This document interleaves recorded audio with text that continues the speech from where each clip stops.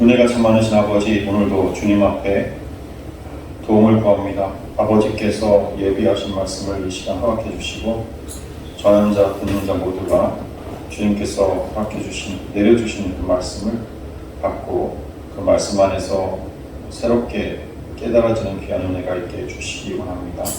한 주간도 주님께서 주신 그 말씀 속에서 우리가 하나님을 온전히 섬기며 또 세상 가운데 하나님을 드러내는 자로 살아가게 도와주시기 원합니다. 예수님 이름으로 기도했습니다. 아멘. 네, 오늘로 이제 마지막 25절까지 본문으로 해가지고 이 히브리서를 마치려고 했었는데요. 도저히 분량을 줄일 수가 없어가지고 아무래도 마무리는 다음 설교로 미뤄야 할 것 같습니다. 오늘 여러분 제목이 마지막 권면들인데요. 이 7절부터 17절까지가 모두 권면들로 채워져 있기 때문에 그렇습니다. 우리 주보에 있는 본문에다가 그 권면들이 무엇인지 밑줄을 한번 그어보도록 하겠습니다. 여러분 주보에다가 한번 밑줄을 그어보세요. 첫째는 7절 마지막 부분에 있는 그들의 믿음을 본받으라. 첫 번째 권면이고요. 둘째는 9절 다른 교훈에 끌리지 말라. 앞으로 나오죠. 다른 교훈에 끌리지 말라. 둘째 권면입니다. 셋째는 좀 띄어서 13절에 영문 밖으로 그에게 나아가자. 맨 마지막 부분 있죠. 영문 밖으로 그에게 나아가자. 그리고 넷째는 15절 찬송의 제사를 하나님께 드리자. 그리고 다섯째는 16절에 오직 선을 행함과 나누어 주기를 잊지 말라. 그리고 여섯째는요 17절 앞부분에 있는 이제 순종하고 복종하라. 순종하고 복종하라. 그 다음에 일곱째 마지막 일곱째는 17절 뒷부분으로 나가서 근심으로 하게 하지 말라. 그렇게 7가지 권면에 이렇게 밑줄 한번 그어보세요.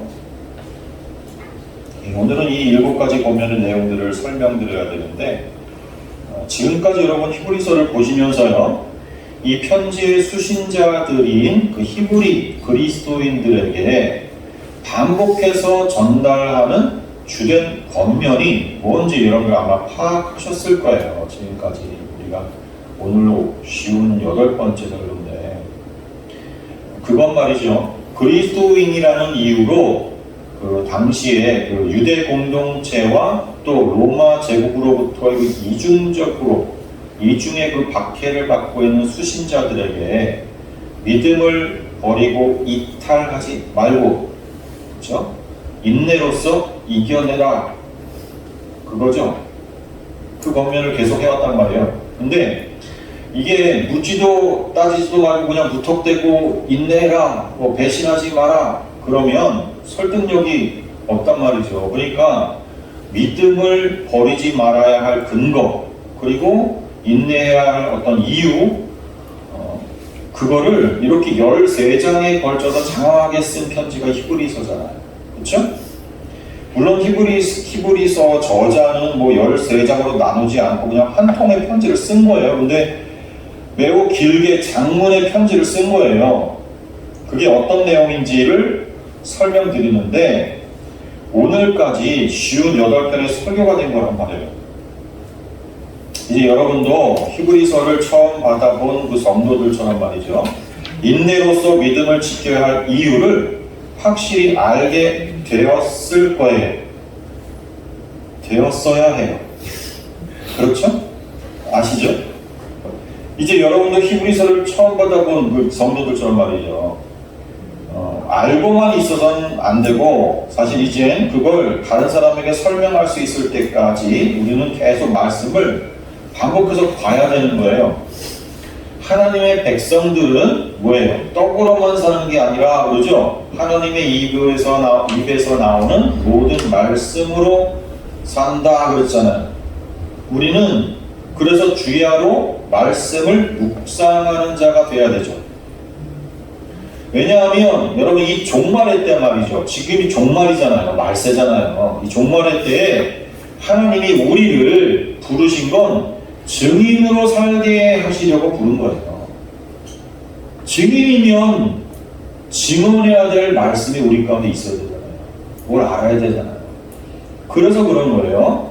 자, 복음은 우리만 위한 것이 아닙니다. 우리가 수혜를 입는 이 복음의 종착지는요, 나에게서 끝나는 게 아니고요, 나를 거쳐서요, 땅 끝까지 이르러야 하는 거예요. 말씀이 그렇게 얘기하잖아요. 그래서 내 안에 머물러 있으면 이 복음을 안 되는 거예요. 복음을 받고 산 자는 반드시 그 생명을 말이죠. 예? 복음 때문에 새롭게 얻게 된 그 생명을 다른 이들에게 흘려주어야 한단 말이에요. 그렇지 않고 내 안에 고여있게 되면요, 그건 죽은 자의 모습이지 산 자의 증거가 아니란 말입니다. 여기서 복음을 전한다는 건 뭐예요? 복음. 그건 전도지 몇 장 나눠주는 그런 게 아니에요. 예? 복음의 말씀이, 복음의 그 내용이 내 삶을 통해서 재현되는 거예요. 그게 복음을 전하는 거죠. 복음의 말씀이 뭐예요? 복음의 내용이 뭐냐고요? 예수 그리스도의 십자가 부활이잖아요. 그렇죠? 그게 내 삶 속에서 그대로 나타나는 거, 그게 복음을 증거하는 거고, 그게 증인의 삶을 사는 거예요. 그게 또 전도인 거예요. 예? 전도가 성경책을 막 펴서 읽어주면서 이게 이런 뜻입니다. 그게 전도 아니라니까요. 그 말씀이 내 속에서 그대로 재현되는 거예요. 재현되는 거. 그러니까 돈 들이고 시간 내서 뭐 해외 선교 나가고 막 노방전도 하고 그러는 건 전도가 아니고요. 복음이 무엇인지를 설명하러 가는 거예요. 그거 그냥. 복음을 설명하는 거니까요. 증인이 되렸더니 복음이 뭔지 설명만 하고 정작 자신의 삶 속에 그 복음의 내용, 그러니까 십자가의 죽음과 부활이 그런 삶이 없다면 그건 증인이 아닌 거예요, 여러분. 이 차이를 분명히 여러분 인식해야 됩니다. 그래서 말씀이 내 머릿속에 지식으로만 쌓이고 내 입에서 그 지식을 줄줄 뽑아내는 것, 그것 자체는 복음을 증거하는 게 아니에요. 그러니까 평생 설교하면서 살았어도요, 한 번도 증인되지 못한 삶을 살 수가 있는 거예요. 그러니까 행함이 있어야 한다는 거냐? 아니요. 그런 복음이 내 안에서 재현되는 증인의 삶은요, 말씀이 내 안에서 행하시는 착한 일이에요. 착한 일. 성령께서 하시는 거지 나의 행함이 아니란 말이에요. 그러니까 그런 증인의 삶은 내 안에서 나오는 게 아니라 밖에서부터, 하나님으로부터, 그러니까 바뀌죠. 밖에서부터 밀고 들어오는 거예요. 나의 삶 속에. 거기에 대한 반응으로 나타나는 게 증인의 삶이죠. 우리. 하나님께서 우리를 뭐예요? 자기 부인을 시켜 나가시는 그 하나님의 역사로 일어나는 거라고요. 그건 믿음에 이끌림 받는 삶이고, 믿음은 말씀을 들으면서 난다. 그래서 히브리서가 장황하게 말씀하는 거였죠. 장황하게. 장황하다고는 하지만 내용은 뭐예요? 우리가 조상들 대대로 믿고 또 의지하고 있었던 그 율법주의와 제사 행위는 다 헛것이었다. 그건 그냥 모형에 불과했고, 지금 우리가 믿고 있는 바로 이 예수 그리스도가 본체고 우월하신 분이니 오직 그분만 바라보자. 여러분, 그게 히브리서에서 반복해서 강조했던 믿음을 저버리지 말고 인내해야 하는 이유란 말이에요. 그 긴 이유를요, 그 긴 이유를 오늘 마지막 권면의 말씀들 사이에 요약한 절이 10절부터 12절이에요. 10절부터 12절. 우리가 마지막 권면들이라고 해서 7가지 권면들의 밑줄을 그었는데 그 사이에 권면의 그 근거와 이유가 되는 복음의 말씀이 거기 10절부터 12절에 요약되어 있는 거거든요. 한번 다시 보겠습니다. 10절부터 12절까지만 같이 한번 읽습니다. 시작. 우리에게 제단이 있는데 장막에서 섬기는 자들은 그 제단에서 먹을 권한이 없나니 이는 죄를 위한 짐승의 피는 대제사장이 가지고 성소에 들어가고 그 육체는 영문 밖에서 불사름이라. 그러므로 예수도 자기 피로써 백성을 거룩하게 하려고 성문 밖에서 고난을 받으셨느니라. 자, 이 말씀이 뭐냐면 대속죄일에 대한 말씀이에요. 이거 대속죄일, 제사장들은요 제사를 드리고 그 제물로 드려진 고기를 이제 나누어 먹는 자들이 제사장들이잖아요. 근데 레위기 4장부터 보면 대속죄일에 대한 규례들이 쭉 나오는데요. 거기 보면 대속죄일에 백성의 죄를 속죄하기 위해서 피를 가지고 성소에 들어가서 속하게 한 그 속죄제, 희생제물, 그 고기는 먹지 못하고요. 진 밖에서 불살라야 됐어요. 그 레위기 4장부터 시작된 그 규례가 6장까지 계속 쭉 이어지는데 대속죄제의 규례들 6장 30절 함께 보겠습니다. 6장 30절 같이 읽습니다. 시작. 그러나 피를 가지고 회막에 들어가 성소에서 속죄하게 한 속죄제 제물의 고기는 먹지 못할지니 불사를지니라. 예, 요 말씀이 오늘 본문 10절과 11절인 거예요. 거기 10절에 본문 10절에 장막에서 섬기는 자들이 누구예요? 장막, 이게 성막이잖아요. 제사장이죠. 제사장들이죠. 먹을 권한이 없다. 그런데 그건 속죄제 제물만 그런 거예요. 지금 속죄제 제물에 대해서 얘기하고 있기 때문에 그런 거예요. 먹지 못할지니 불사를 지니라 그랬으니까 먹지 않는 거예요. 그리고 11절에서 이는 그러면서 고기를 먹지 못하는 이유를 설명을 하죠. 피는 대제사장이 가지고 성소에 들어가고 그 육체, 고기죠. 고기, 육체가. 그 육체, 고기는 영문 밖에서 불사름이라 그래요. 그게 제사장이 고기를 먹지 못하는 이유래요. 대속죄일에 제사장이 고기를 먹지 못하는 이유. 자, 여러분, 피는 성소에 드리고 고기는, 육체는 불사른다. 이게 무슨 그림입니까? 이 그림. 피는 성소에 드리고 육체는 불사른다. 여기 12절에서 그걸 해석해줘요. 12절에서 그걸 해석해준 거예요. 12절이 있습니다. 시작. 그러므로 예수도 자기 피로써 백성을 거룩하게 하려고 성문 밖에서 고난을 받으셨느니라. 결국 여러분, 대속죄일은 예수님의 사역을 설명하기 위한 모형이었다는 거였잖아요. 히브리서에서 우리가 지금까지 배웠잖아요. 히브리서 전체가 그런 내용이었잖아요. 천사도 또 레위계통의 제사장들도 또 율법과 동물의 제물도 다 진짜 대제사장의 일을 하신 그 예수 그리스도를 설명하는 것들이었다는 걸 히브리서가 지금까지 설명해 왔잖아요. 그 전체 히브리서의 설명들을 여기 10절부터 12절이 다시 요약한 거예요. 대속죄들. 그럼 히브리서를 이미 공부한 여러분은 이 내용들이 어려우면 안 되는 거예요. 아니, 사실 어려울 수 있어요. 단순히 공부한다고 알게 되는 게 성경이 아니니까. 그렇죠? 진리의 영이신 성령께서 깨우쳐 주셔야 되는 게 성경이니까 공부했다고 다 아는 건 아니죠. 그럼 다시 잘 보세요, 여러분. 자, 피는 성소에 드리고 육체는 영문 밖에서 불사른다. 자, 피와 육체는요 서로 하나였어요. 그렇죠? 육체 속에 피가 흐르는 거잖아요. 서로 하나였는데 제사할 때는 그걸 분리해서 다르게 취급해요. 피는 뭐예요? 성경에서 피를 뭐라 그래요? 생명이다 그러죠.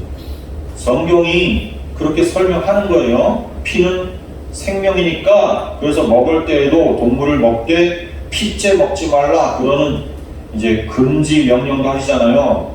그래서 피를 먹지 못하게 했단 말이에요. 그건 생명까지 먹는 거야. 그러면서 먹지 못하겠어요.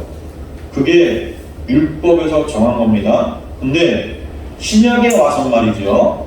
피를 먹으라 그러죠. 주님께서 마지막 만찬에서 잔을 나눠주시면서 이건 내 피다 그러면서 내 피를 마시라 그러잖아요.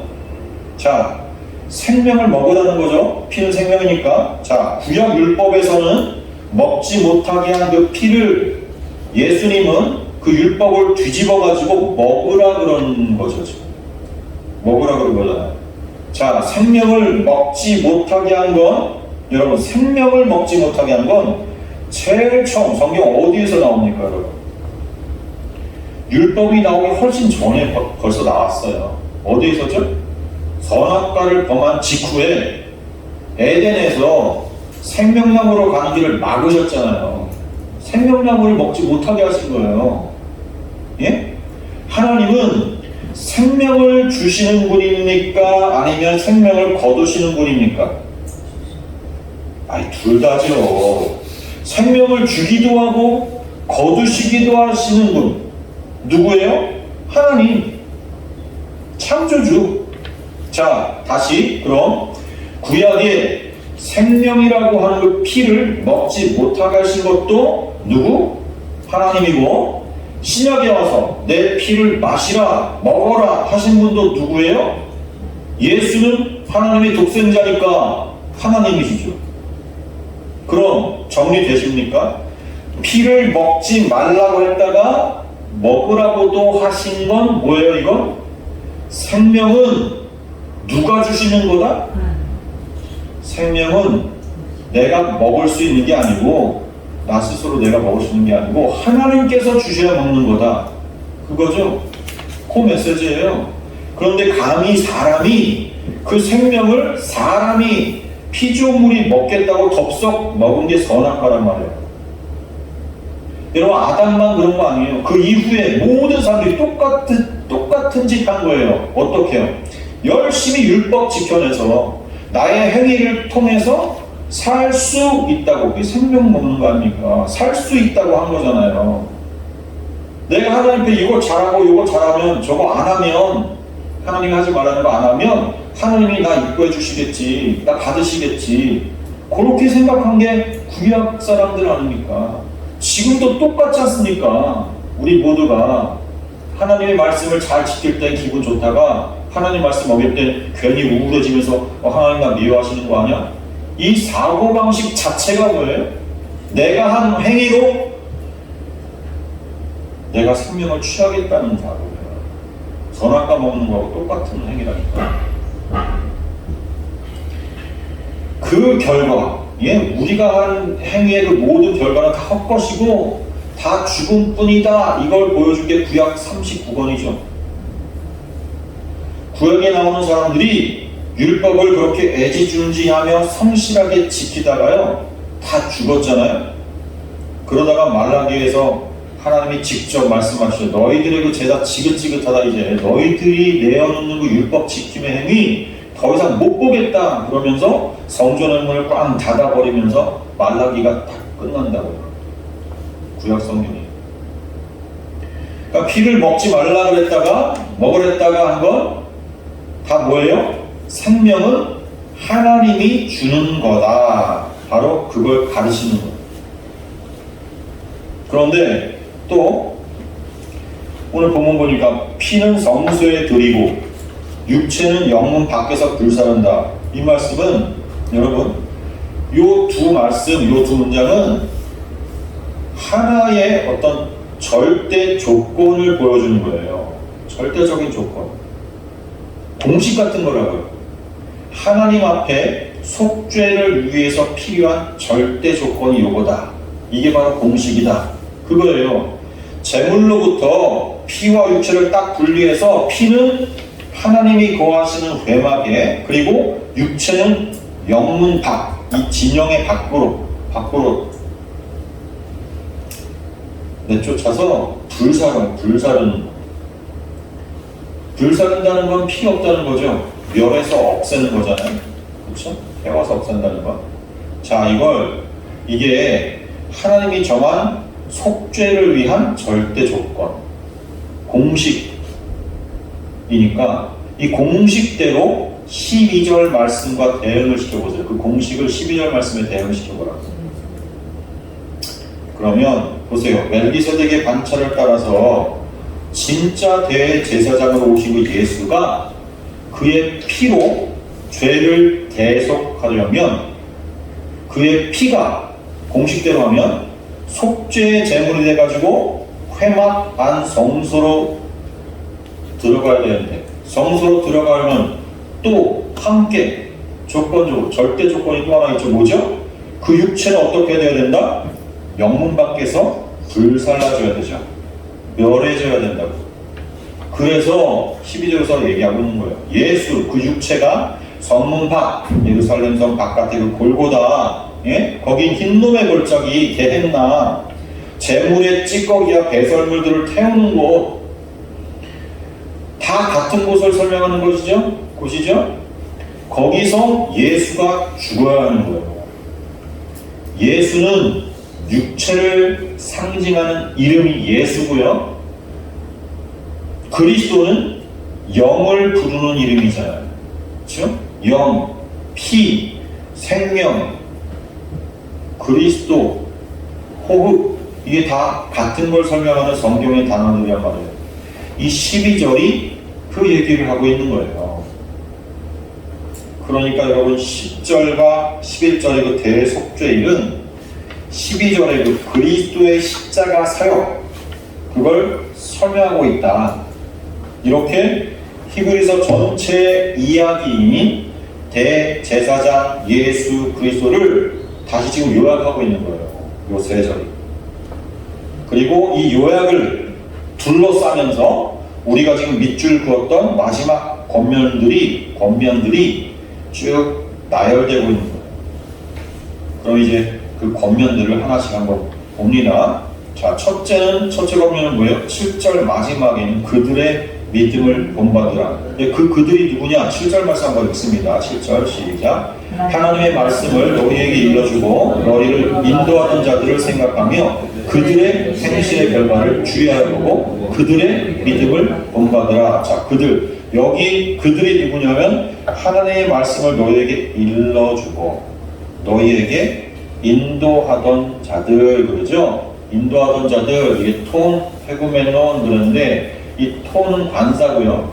헤구메논은 헤게오마이의 동사 분사형입니다. 이게 헤게오마이가 이끌다, 인도하다, 뭐 그런 뜻이니까 인도에 오고 있는 사람들, 그런 뜻이에요. 이 톤 헤구메논은 인도하는 자들. 신앙의 공동체에서 리더 역할을 하는 사람들이라고 할 수 있는데 그 리더들만 이끌고 인도하는 건 아니죠. 우리가 11장, 히브리서 11장에서 믿음의 장에서 말이죠. 말씀 가운데서 만나고 배우게 되는 그 믿음의 선진들이나 또 선지자들, 이게 다 모두 다 뭐예요? 톤 헤구메논에 들어가는 거예요. 인도하던 자들. 예? 우리는 그들 모두에게 인도를 받는단 말이죠. 그렇잖아요. 이 톤 헤구메논이 17절에도 나와요. 본문 마지막 절 17절도 한번 봅니다. 시작. 너희를 인도하는 자들에게 순종하고 복종하라. 그들은 너희 영혼을 위하여 경성하기를 자기들이 청산한 자인 것 같이 하느니라. 그들로 하여금 즐거움으로 이것을 하게 하고 근심으로 하게 하지 마. 그렇지 않으면 너에게 유익이 없느니라. 예. 제일 처음에 너희를 인도하는 자들에게, 거기도 톤 헤구메논이 똑같습니다. 인도하는 자들. 이들과 관련해서 첫째 권면과 또 여섯째, 일곱째 권면이 주어지고 있는 거예요. 첫째 권면은 이 인도하는 자들의 믿음을 본받으라는 거고, 그리고 이들에게 순종하고 복종하는 것이 또 여섯째 권면으로 주어졌고, 이 인도하는 자들을 근심으로 하게 하지 말라. 그러죠? 그게 일곱째 권면이에요. 자, 첫째 권면, 믿음을 본받으라 그랬는데, 우리는 이미 히브리서 11장을 통해서 믿음이 무엇인가, 아니 누구인가에 대해서 분명히 배웠어요. 믿음이 누구인가. 우리가 본받아야 하는 믿음은 그 인도하는 자들, 그 사람들, 그러니까 동시대를 사는 그 같은 공동체 안에 있는 살고 있는 그 지도자들뿐만 아니라 성경에서 배울 수가 있는 그 성경 속의 인물들, 모든 믿음의 선배들을 만나는 건데, 그들이 만들어내고 그들로부터 비롯된 게 아니죠. 믿음은. 그렇죠? 믿음은 외부로부터 주어졌다고 그랬잖아요. 이때까지 배운 게. 그러니까 믿음은 그들이 내어놓는 행위와 다른 거란 말이에요. 그래서 그런다고요. 여기 믿음을 본받으라 그렇게 그래놓고는 그 앞에다가 그들의 행실의 결말을 주의하여 보고 그러잖아요. 행실을 본받지 말고, 행실은 본받는 게 아니에요. 그냥 보는 거예요. 결말까지 보는 거예요. 그들이 내놓은 행실, 보이는 건 그들의 겉에 나타나는 행실이니까 그걸 보는 거예요, 그냥. 그런데 그 행실의 결말까지 주의하고 보고 나서 그 행실 때문에 일이하거나 일비하거나 그렇게 또 흔들리거나 그러지 말고, 우리 사람의 그 행실 보고서 상처받고 그러잖아요. 그러지 말고 그 행실을 이끈 믿음을 보라는 거예요. 그 속에 있는. 히브리서 11장에서 그 믿음이 누구라고요? 다시 한번, 예수 그리스도, 하나님이잖아요. 우리는 사람 따라가면 안 되는 거예요. 그 사람을 그 사람 되게 하시는 그 믿음, 하나님을 따라가야 되는 거잖아요. 그걸 봐야 되는 거잖아요. 그게 믿음을 본받으라는 말씀이에요. 행실 아닌 믿음을 본받. 그리고 그 토온 해금에 놓은 인도하는 자들, 그들에게 순종하고 복종하라. 이제 6번째 거명이죠. 예? 그 이유가 또 나오는데요. 그 다음에 그들은 뭐라 그래요? 17절. 그들은 너희 영혼을 위하여 경성하기를 자신들이 청산할 자인 것 같이 하느니라. 그죠? 경성한다는 건 이게 아그위프네오 그래가지고 이게 잠을 자지 않고 고초를 서고 있다는 뜻이거든요. 잠자지 않고 계속 고초 서고 있는 거. 그러니까 그 리더들은 너희들의 그 영혼을 위해서 깨어서 지키고 있다는 말이에요. 그리고 그들의 그 마음 자세는 자신들이 청산할 자인 것 같이 한다는 거예요. 이 청산이라는 말은 마지막 심판 때 하나님께서 양과 염소를 이렇게 딱 가르치잖아요. 그때 내가 맡았던 그 양들이 진짜 양으로 판명될까를 이렇게 생각하는 마음으로 한다는 거예요. 사실 양 떼는 주님의 건데, 그렇잖아요. 주님의 거잖아요. 양 떼 목전 주님이잖아요. 그 주인의 마음을 공유하는 거죠. 주님의 마음으로 우리를 대하는 거예요. 그 리더. 그게 자기가 청산할 것처럼 계속 잠도 자지 않고 고초를 서는 그런 리더들이에요. 그러니 토온 해금에는 그들은 주님의 마음을 품고 그렇게 잠도 자지 않고 고초를 서는 자들이니 순종하고 복종하라는 거예요. 그리고 그 일을, 그 리더로서 행하는 그 일들을 즐거움으로 할 수 있도록, 그게 사실 얼마나 고단한 일입니까? 남의 영혼을 위해서 쉴 틈 없이 계속 관심 가져주고 신경 써주고, 그것을, 그 일이 근심으로 하게 하지 말라. 즐거움으로 할 수 있도록 하라. 근심으로 하게 하지 말라. 그게 7째 권면이에요. 그게 다 뭐래요? 너희에게 유익이 된다. 너희에게 그래야 손해가 아니야. 이렇게 말합니다. 그러죠? 이게 당연한 말인데도요, 우리 공동체마다 문제가 생길 때 보면 대부분이 뭐예요? 리더와 따르는 무리 사이의 갈등에서 비롯되죠. 이건 히브리서뿐만이 아니라 모든 서신서예요. 공통적으로 계속 지적되는 문제였어요. 또 여러분 생각해보면 사단이 주님의 교회를 흔들고 깨트릴 수 있는 가장 효과적인 방법이 이거 아니겠어요? 예? 말씀이 이렇게 위로부터 전수되는 건데, 그 위로부터 전해오는 흐름과 관계를 이렇게 단절시켜버리면 교회는 끝나잖아요. 그러니까 그 공동체 리더와 따르는 무리들 사이를 갈라치게 하는 거, 이간질하는 게 사단의 일이에요. 그러니까 우리는 사람에게서 실망하고 상처받고 그래서 관계가 어그러지잖아요. 그러니까 그 행실을 겉으로만 보고 판단하지 말라는 거예요. 그 행실 이면에 그를 통해서 역사하고 계시는 그 믿음, 그 사람 속에서 일하시는 주님을 바라보면서 관계를 이어가야 하는 거예요. 이제 9절을 보시면 또 9절, 여러 가지 한 번 구절 씁니다. 시작. 여러 가지 다른 교훈에 끌리지 말라. 마음은 은혜로서 굳게함이 아름답고 음식으로 쌓을 것이 아니니 음식으로 말미암아 행한 자는 유익을 얻지 못하느니라. 다른 교훈에 끌리지 말라. 두 번째 권면이죠. 다른 교훈이란 그 뒤에 설명이 이제 쭉 나오는데 은혜와 음식에 대한 말씀이 나온다고요. 이건 지금 율법에서 뭐 정결한 음식, 부정한 음식 거기에 대한 말을 하는 거예요. 히브리 그리스도인들은 유대 공동체에 속해서 계속 살고 있는 사람들 아닙니까? 히브리 사람들이니까. 그러다 보니까 옛 그 믿기 전까지 지켜왔던 이전의 그 율법 준수에서 자유로워진 것들 때문에 눈총을 받고 비난을 받기가 일쑤였단 말이에요. 주변에 있는 히브리 사람들한테. 그래서 율법주의로 돌아가려는 그 회유 또 압박 여기에서 갈팡질팡하고 있었단 말이에요.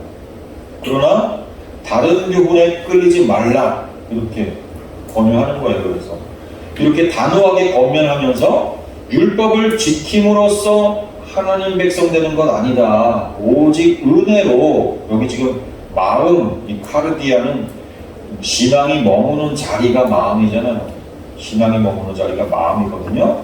그리고 굳게함 이 굳게함이라는 단어 베바이오 이게 확실하게 하다는 거예요. 확실하게 하다. 그러니까 은혜가 우리의 신앙을 확실하게 하는 거지 율법 지킴으로가 아니라는 거예요. 여러분 자꾸 부정한 음식을 먹어가지고 율법을 어기면 그러면 하나님의 백성 아니라고 자꾸 하니까 예? 유대 공동체였으니까 거기가 자꾸 마음이 흔들린다고요. 그래서 옛 율법을 자꾸 기웃기웃거린다니까요.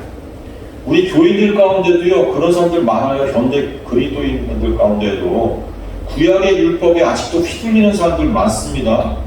이렇게 해야 한다, 뭐 이런 거 하면 안 된다, 그런 일에 마음이 왔다 갔다 해요.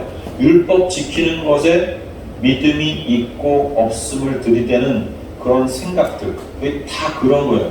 아닙니다, 여러분. 우리를 하나님 자녀 되게 하는 것은 은혜지, 율법을 지키고 안 지키고 그건 그런 행위 아무 상관없어요. 율법 받기 전에 이미 애굽에서 구원받았어요. 예? 시내산에서 율법 받기 전에 이미 애굽에서 구원받아가지고 홍해 건너왔다니까요. 이미 구원받은 거예요. 이미 하나님 백성으로 선택된 거예요. 그건 은혜로 구원받았다는 거예요. 그 다음에 셋째 권면은 뭐예요? 껑충 띄어가지고 13절에 우리도 영문 밖에서 그에게 나아가자. 그죠? 13, 14절을 같이 보겠습니다. 같이 시작. 그런즉 우리도 그의 치욕을 짊어지고 영문 밖으로 그에게 나아가자. 우리가 여기에는 영과 노선이 없으므로 장차올 것을 찾나니. 자, 우리도 그의 치욕을 짊어지고 영문 밖으로 그에게 나아가자. 예수님처럼 십자가 지자인 거죠. 그렇죠? 그의 치욕을 짊어지고 아주 리얼한 묘사예요. 그의 치욕을 짊어지고. 영문 안은 예루살렘 성 아닙니다. 예루살렘 성 안. 주님은 그 예루살렘 성 밖으로 나가신 거예요. 십자가 골고다 있는 예루살렘 성 밖에 있었단 말이에요. 예루살렘은 뭐예요? 하나님의 선민이 거하는 곳. 그야말로 하나님 나라를 상징하는 곳이죠. 예루살렘 성. 근데 그 하나님 나라에서 하나님이 통치하는 그 하나님 나라에서 하나님의 독생자가 쫓겨난 거예요. 그쵸? 그걸 치욕, 오네이디스모스, 이게 이제 비난, 책망, 모욕 그런 뜻인데 이런 걸 주님이 받으셨죠. 그리고 이 히브리서를 딱 받아들은 그 당시 히브리 그리스도인들이 똑같은 길 앞에 서 있었다고요. 예수 그리스도로 참 이스라엘이라고 자기들이 인정받았는데 오히려 그 그리스도인들이 유대 공동체에서 말이죠. 핍박과 고난을 받는 거예요. 결국 그 길은 그들이 서 있는 그 길은 영문 밖으로까지 이어져 있어요. 내쫓기는 삶이라고. 완전히 기존의 공동체에서 출되어서 나가는 거예요. 거기서 그냥 뽑혀져 나가는 거예요. 예수님이 그랬고 우리도 영혼 밖으로 나가자. 그래야 하나님 백성 되는 거예요. 주님이 부활하심으로 그렇게 인정되셨잖아요. 내 진짜 아들이 이자다. 그리고 살리신 거 아닙니까? 너희들 십자가에 못 박은 이자가 진짜 내 아들이야. 그래서 살린 거 아닙니까? 그러려면, 다시 살아나려면 영혼 밖에서 죽어야 되는 거예요. 14절에 그러잖아요. 여기에는 영구한 도성이 없으므로, 이 영구한, 메노, 이 말은 머무르다 남아있다는 거예요. 그러니까 여기에는 머무를 도성이 아니라는 거예요. 그러니까 장차 올 것, 장차 올 성은 여기가 아니라 장차 올 거예요. 그러니까 여기서는 과감히 나가야 되는 거죠. 지금 있는 여기서는 과감히 나가야 돼요. 우리 시대 여러분 예루살렘 성이 뭡니까? 우리 시대 예루살렘 성. 지금의 기독교라는 체제예요, 여러분. 예? 지금의 기독교는요, 장차 올 것이 아니에요. 지금의 기독교에 정말 주님이 함께 하십니까? 곰곰이 생각해 보세요. 지금의 기독교 속에 하나님이 정말 함께 하십니까? 지금의 기독교는 그냥 벗어버려야 될 옷이고 그냥 떠나야 할 성일 뿐이에요. 그건 반드시 치욕을 짊어지게 되어 있어요.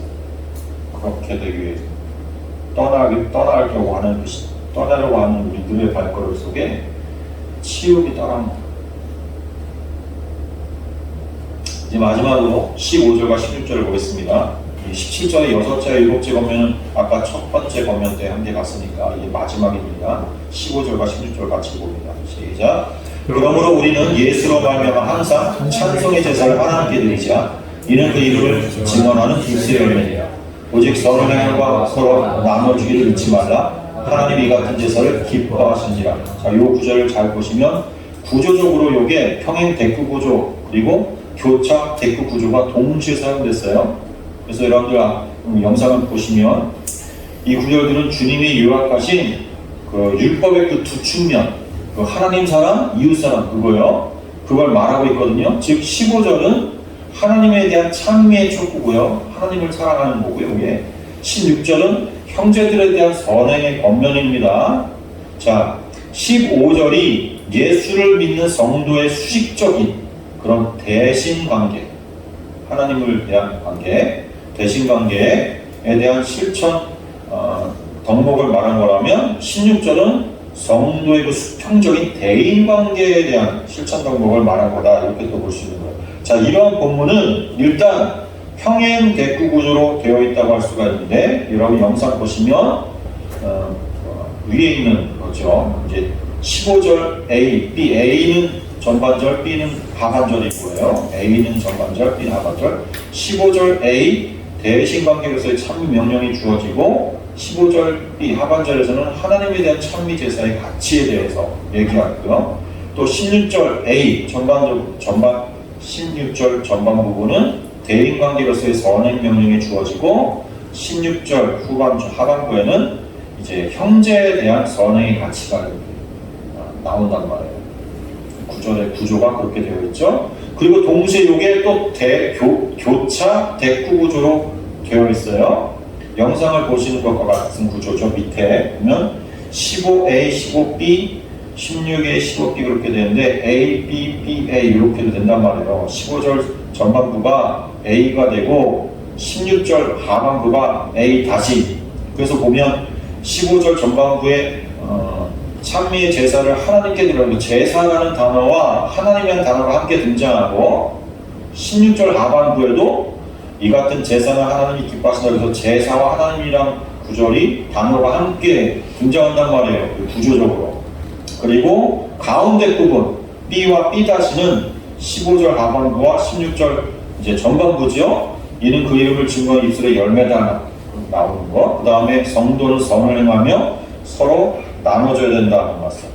자, 이렇게 교차 대구 구조는 대구 구조의 형식을 취하는 것은 뭐 항상 어떤 이유에서예요?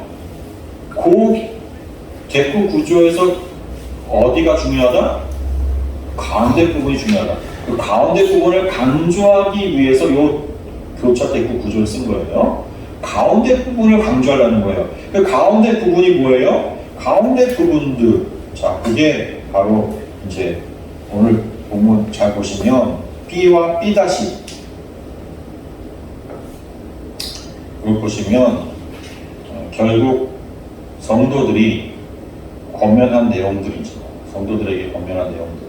이것이 이제 하나님을 사랑하는 것과 또 인간을 사랑하는 그 명령에 대한 또 다른 표현들인 건데, 자 보시면 15절에 먼저 찬미의 제사라고 이게 앞에 찬미의 제사 앞에 그리스도로 말미암아가 들어가 있어요. 이 찬미라는 건 뭐예요? 하나님의 이름을 높이는 게 찬미거든요. 이게 뭐 찬송을 부른다 뭐 이렇게만 얘기할 수 없는 거예요. 물론 찬송에도 쓰이는 말이에요, 단어 자체가. 근데 그 찬송의 의미 자체는 뭐예요? 하나님의 이름을 높여 부르는 거죠. 하나님의 이름을 높인다는 의미는 사실은 하나님을 하나님으로 인정하는 거예요. 하나님을 하나님으로 고백하는 거예요.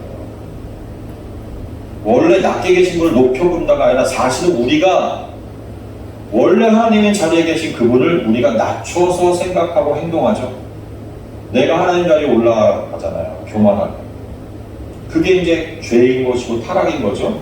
근데 그것에서 회개함으로 이제는 하나님을 하나님으로 인정하고 고백하는 그게 찬미예요. 이 찬미는 그리스도로 말미암아 드릴 수 있는 거예요.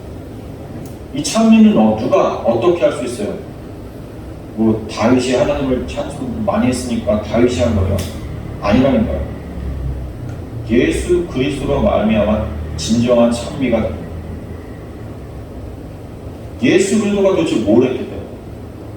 예수 그리스도가 오셔서 한 게 뭐예요? 하나님의 말씀에 하나도 어김없이 순종한 거죠. 그게 뭐예요? 하나님을 하나님으로 인정한 삶이잖아요. 그게 하나님 앞에 대꾸 없이 하나님대로 그대로 다 순종하는 거예요. 하나님 앞에 우리 모든 인간이 피조물은 그래야 되는 건데 우린 그렇게 안 했단 말이에요. 근데 예수님이 피조물의 대표적으로 다시 오셔서 이제 하나님께서 말씀하신 그것을 하나도 어김없이 그대로 순종해 버리시는 거예요. 그냥 순종해 드린 거예요. 그게 하나님을 하나님으로 인정하는 거죠. 그게 바로 하나님을 찬미하는 거죠. 하나님을 높여드리는 거죠. 그러니까 그리스도로 말미암아 찬미의 제사를 드릴 수 있는 거예요. 그것은 그것도 뭐다? 그 이름을, 인내는 분서 그 이름을 증언하는 입술의 열매가 되겠죠. 그럼 결국 뭐예요? 자 보세요. 우리가 하나님을 높일 수 있는 방법은요, 우리가 무엇인가를 열심히 많은 것들을 해내는 게 아니에요. 우리가 하는 것은, 하나님 앞에 해야 되는 것은 그냥 입술로 시인하는 거예요. 고백하는 거예요. 입술의 열매. 이게 뭐예요? 하나님이 예수 그리스도를 그렇게 온전하게 순종하게 했던 것처럼 우리의 삶 가운데도 우리를 순종하게 하는 삶이 나타나요. 그게 우리를 자기 부인시키는 모습으로 나타나죠. 그 자기 부인의 그 과정에서 하나님 앞에 오 하나님 맞습니다. 하나님은 하나님이십니다. 이게 고백되는 거예요. 그게 입술의 열매라고요. 우리가 드리는 건 바로 그 입술의 열매를 드리는 거예요. 하나님 맞습니다. 나는 아무것도 아니고요. 하나님만이 모르십니다. 하나님께서 하라고 하시는 것 그래서 다 해야 되는 건 맞습니다. 그리고 그냥 나 죽었다 그리고 순종하는 거죠.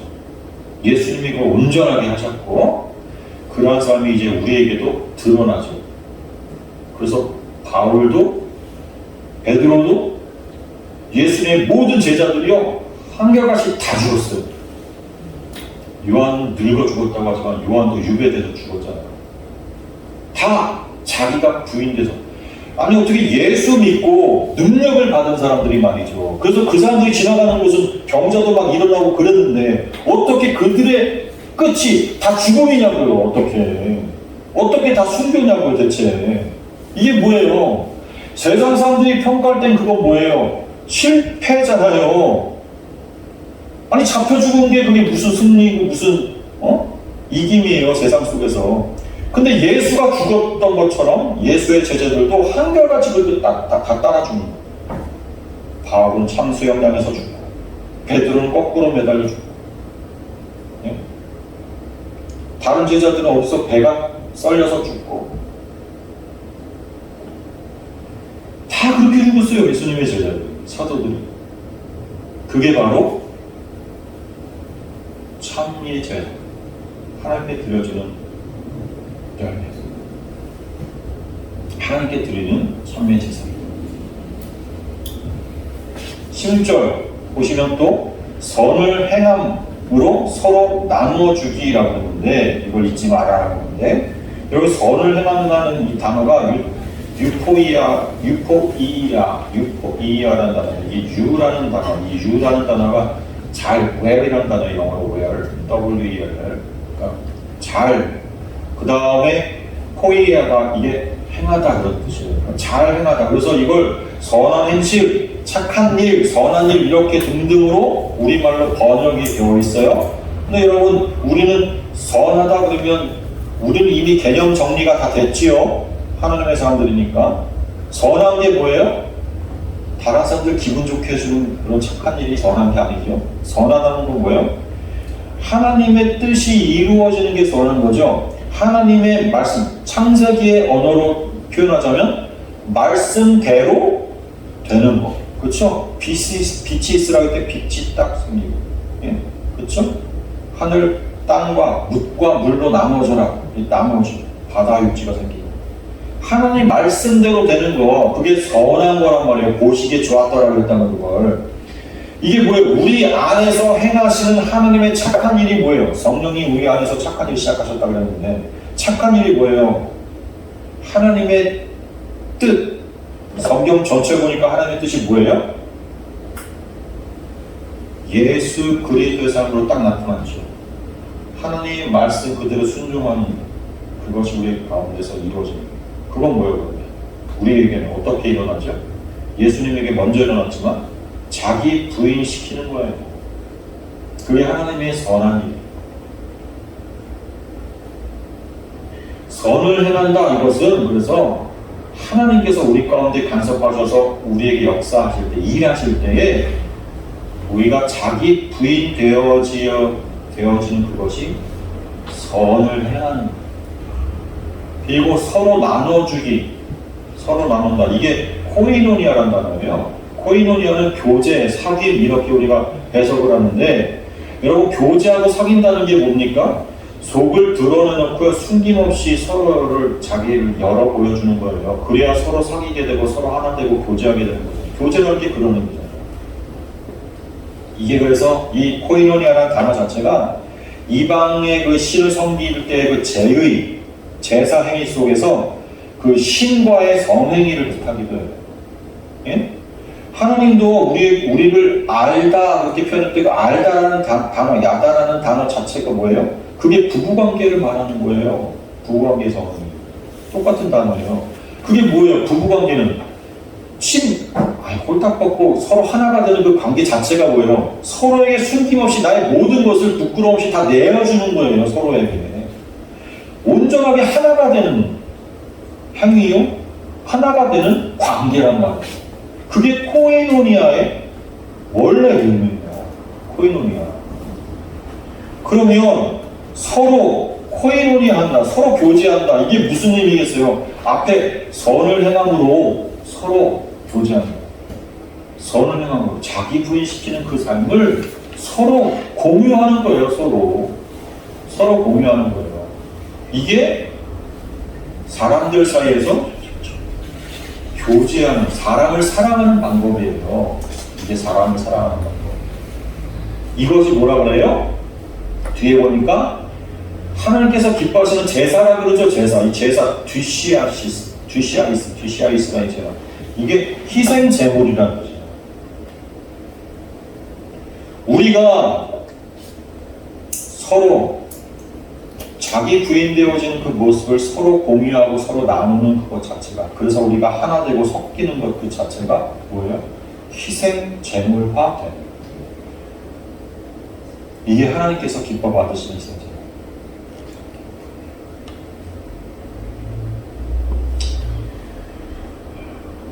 이런 이 말씀들을 우리가 말씀 전체에서 이렇게 정리되어진 개념으로 하나하나 이 말씀들, 단어들 하나하나 이렇게 놓고 보면 이렇게 풀이가 이렇게 연결이 쭉 되는 거예요. 이런 식으로.